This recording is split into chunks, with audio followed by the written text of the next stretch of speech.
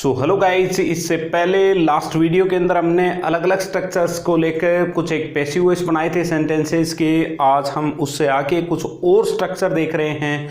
उन्हीं के अंदर से पहला स्ट्रक्चर है एडजेक्टिव फ्रेज और क्लोज अगर आ जाए एक्टिव वॉइस के ऑब्जेक्ट के साथ में तो उसका फिर पैसिव वॉइस अपने कैसे बनाएंगे। तो सबसे पहले आपको एक सेंटेंस दिखाई दे रहा होगा यहाँ पे, he help the boy with red eyes. अब यहाँ पे इस सेंटेंस का जो ये सब्जेक्ट है वो हो गया ये, और ये हो गई इसकी वर्ब, और ये हो गया इसका ऑब्जेक्ट। और ये इस ऑब्जेक्ट के बारे में दी गई अतिरिक्त जानकारी है, यानी ये एक एडजेक्टिव फ्रेज है। और एडजेक्टिव फ्रेज है तो इसका जब अपने पैसिव वॉइस बनाएंगे तब कई बच्चे क्या है कि गलती कर देते हैं। यहाँ पे ये सोच लेते हैं कि कहीं पे डाइट्रांजिटिव वर्ब तो नहीं है यहाँ पे, यानी कोई डबल ऑब्जेक्ट तो नहीं लेके आ गई है, या फिर इसको आगे ले आते हैं और फिर बाकी जो ये स्ट्रक्चर है उसको पीछे ही छोड़ देते हैं, और उस वजह से वो सेंटेंस है वो गलत हो जाता है।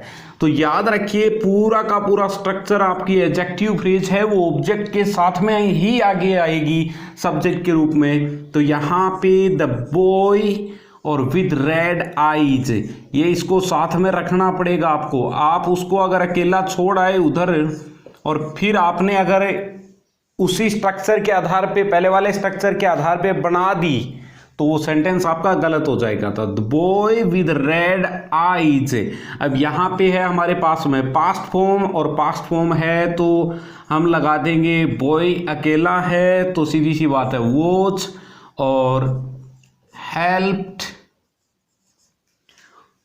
उसके बाद में बाय लगा के हिम।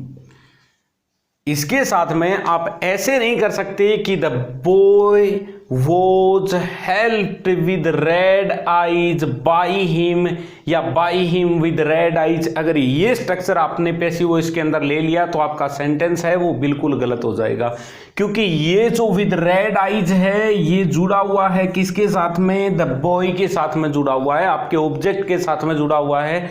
तो पैसिव वॉइस बनाते समय भी इसको आप साथ में ही रखोगे। यहां पर ये जैसे एक फ्रेज थी ऑब्जेक्ट के साथ में, अब ये नाउन है और ये इसकी विशेषता है, तो सीधी सी बात है नाउन की विशेषता बता रहा है तो ये एडजेक्टिव है, और एडजेक्टिव है वो एक फ्रेज हो गई ये, तो पूरी की पूरी ये फ्रेज है एडजेक्टिव फ्रेज, वो इसी नाउन का हिस्सा है, इसलिए इसके साथ में रहेगी। वैसे ही यहाँ जो दूसरा सेंटेंस आपको दिखाई दे रहा है, ये सब्जेक्ट हो गया, ये वर्ब हो गई, और ये हो गया आपका ऑब्जेक्ट। अब ये पूरा का पूरा जो क्लॉज है, क्लॉज का मतलब ये इसका अलग से सब्जेक्ट होगा, अलग से इसकी वर्ब होगी, और ये है किसके बारे में, इसी लड़के के बारे में है ना, कि भाई ही हेल्प्ड, उसने सहायता की, किसकी सहायता की भाई, लड़के की। और लड़का कौन सा, who was in red shirt, जो कि लाल शर्ट में जो लड़का था ना, वहां पे 5-7 लड़के और खड़े थे, उसने सहायता जरूर की, लेकिन कौन से लड़के की सहायता की, कि जो लाल शर्ट में खड़ा था, वहां पे रेड शर्ट के अंदर खड़ा था, उस लड़के की सहायता की। तो ये चीज इसी के साथ में अब जुड़ी रहेगी, इसको आपको आगे लेके आना पड़ेगा साथ में ही। तो the boy who was in A red shirt, in A red shirt. अब ये यहां पे पास्ट फॉर्म है, एक बार फिर तो वॉज, और फिर ये हेल्प्ड और बाय हिम। तो याद रखिए, अगर पैसिव जो एक्टिव वॉइस का आपका ऑब्जेक्ट है उसके साथ में कोई एडजेक्टिव फ्रेज या फिर एडजेक्टिव क्लोज दे रखा है, तो पैसिव वॉइस बनाते समय जब आप उस ऑब्जेक्ट को यहां पे सब्जेक्ट वाली जगह पे लेके आओगे तो अकेले को नहीं लेके आना है, वो एडजेक्टिव फ्रेज या जो एडजेक्टिव क्लोज है उसको आपको साथ में ही रखना है यहां पे। अब इससे आगे हम अगले स्ट्रक्चर के बारे में बात कर लेते हैं।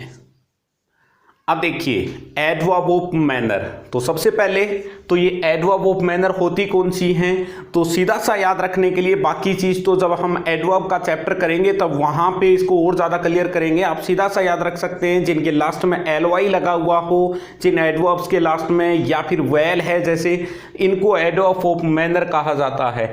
ये चाहे आपके लास्ट में ऑब्जेक्ट के भी बाद में क्यों नहीं दी गई हो, आपके सेंटेंस के अंदर पैसिव वॉइस बनाते समय इनको पास्ट पार्टिसिपल से ठीक पहले रखना होता है।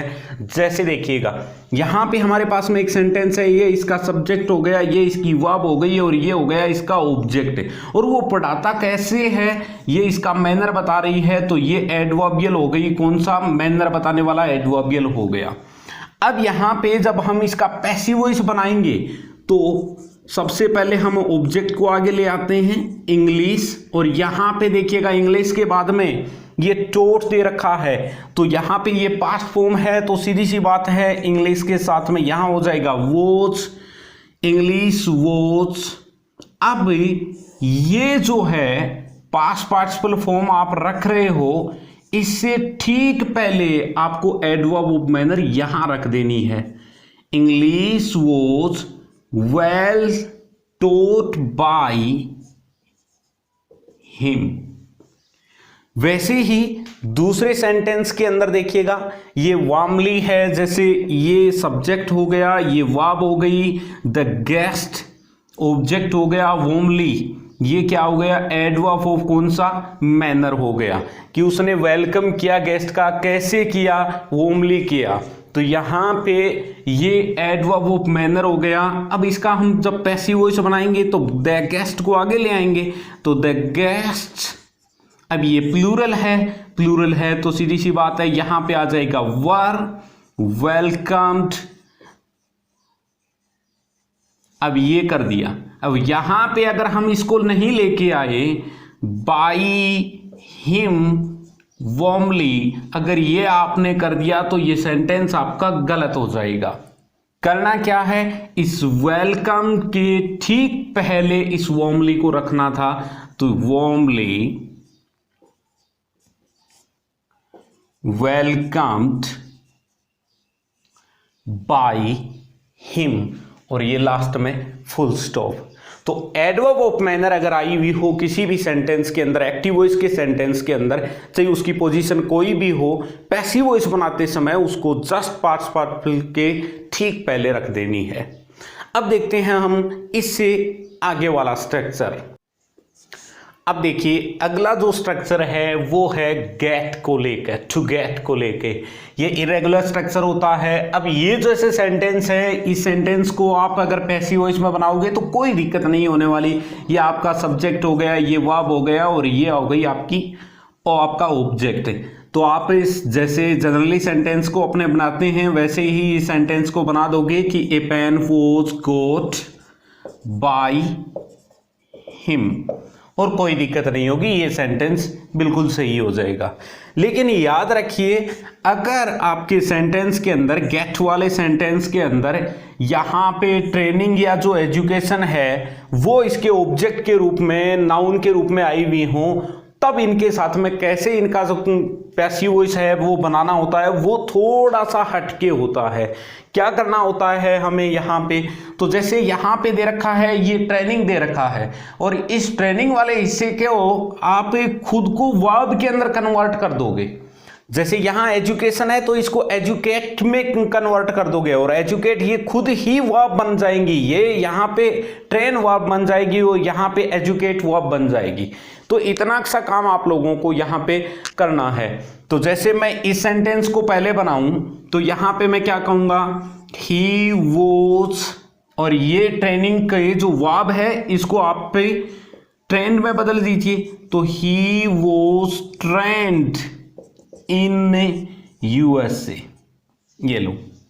और वैसे ही आप एजुकेशन का बना लोगे तो he was educated in USA, ये लो। तो अगर आपकी गेट वर्ब के बाद में ट्रेनिंग या फिर एजुकेशन आया हुआ है एक्टिव वॉइस के सेंटेंस में, तो पैसिव वॉइस बनाते समय ट्रेनिंग को टू ट्रेन में और एजुकेशन को टू एजुकेट के अंदर चेंज कर दोगे, और इनका जो टेंस है वो आप गो जो वर्ब है गेट टू गेट की जो भी फॉर्म दे रखी है उसके हिसाब से आप इसका टेंस रख दोगे। तो ये था आज की वॉल्यूम के अंदर हमने अलग अलग प्रकार के कुछ एक सेंटेंसेस के बारे में डिस्कस किया। अगर ये वीडियो आपको अच्छा लगा तो इसको लाइक करें, शेयर करें, और हाँ, अगर आप इस चैनल पर नए हैं तो सब्सक्राइब जरूर कर लें।